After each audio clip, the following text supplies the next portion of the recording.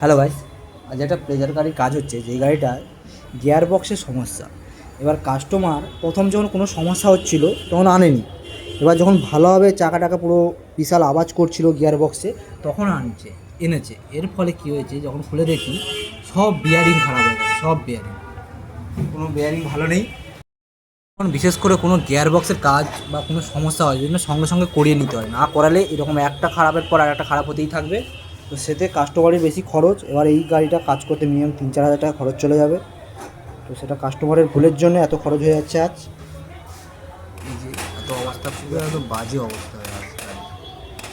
সব খুলে ফেলেছি, খুলে ফেলার পরে এই যে সব পেনিয়ান বেয়ারিং সবই কিছু খুলেছি, খুলতে অনেক প্রবলেম হয়েছে, কিন্তু তাও খুলে ফেলেছি অবশেষে।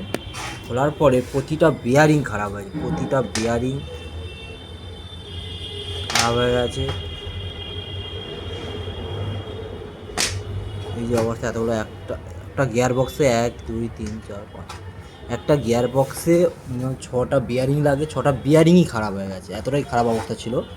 6টা বিয়ারিং খারাপ হয়েছে, সব পেনিয়ান প্রায় খারাপ হয়ে গেছে, সব বসে গেছে। তো এবার আমি সব নতুন পাল্টাবো, খুলে নিয়েছি। এবার নতুন মাল নিয়ে চলে এসেছি, এই যে পুরো নতুন সেট, আর সব পুরোনো সেট। এবার নতুনটা লাগার পরে এটা ওয়াশ করার পরে আর দেখাচ্ছি সব। হ্যালো, তো সব নতুন মাল পরিষ্কার পুরো করে নিয়েছি। পুরোটা পরিষ্কার করে নেওয়ার পরে পুরো নতুন মাল সব নতুন নিয়েছি, নতুন 6টা বেয়ারিং নতুন, সব কিছু নতুন, ইউনিয়ন 6টা বেয়ারিং সবই নতুন। তো এটা ফিট করার পরে আবার দেখাচ্ছি। তো এই যে পুরোনোগুলো, এই পুরানো আর এই যে নতুন ফিট করা। তো এবার সব বেয়ারিং ফিটিং করে নিয়েছি। ফিটিং করার পরে দুটোই বেয়ারিং বসে, 3টে করে বেয়ারিং, অয়েল সিল সবই বসে নিয়েছি। এটা এরকম ফিটিং করবো, পেনগুলো একটা করে ফিটিং করবো। একটা ফিটিং করে দিলাম, একটা ফিটিং করবো। এইরকম ভিডিও সবার আগে পাওয়ার জন্য বেঙ্গলি অটো আড্ডাকে সাবস্ক্রাইব করুন এবং ফেসবুকে ফলো করুন।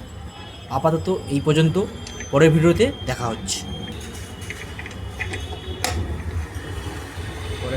হচ্ছে।